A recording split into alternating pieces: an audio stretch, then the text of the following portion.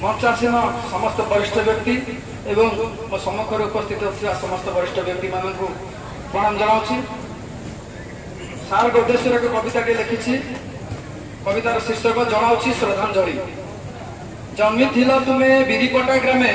82 वर्ष तले आज ना सीना तथापि तुमरी अलिभा सलिता जले झुरुछंती सबु बंधु परिजन तुमरी कथा को भावी भक्ति सम्मान करती अंतरु साहित्य तुमर छवि सरल स्वभाव मीठा कथा कही सबुरी मन को जीति सुखरे सुखरे रहुथिल साथे भाई बंधु परी नीति धन संपत्तिर लोभ केबे हेले तुमको पारिनी छुई दान धर्म पुण्य करिछ अनेक गर्व करे आम भूई बहु अनुष्ठान करिछ साहाय्य भावी अंचलर कथा अधर्मी परिका अहंकार करी देन कामने व्यथा हस थाए सदा उठरे तुमर था पछे जेते दुखे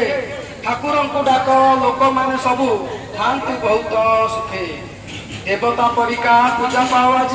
निजर कर्म बले तुम समर्पण अवदान कथा भाविले मो मथा ढले तुमरी अंचल माटी जन्मी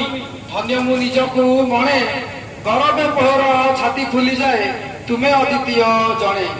ए नत मस्तके हजार आशीष पूजुअछि तुम पाद एकादश हारे सरदा भक्ति रे टूटी जाऊ अवसाद। जय जय धन्यवाद धन्यवाद।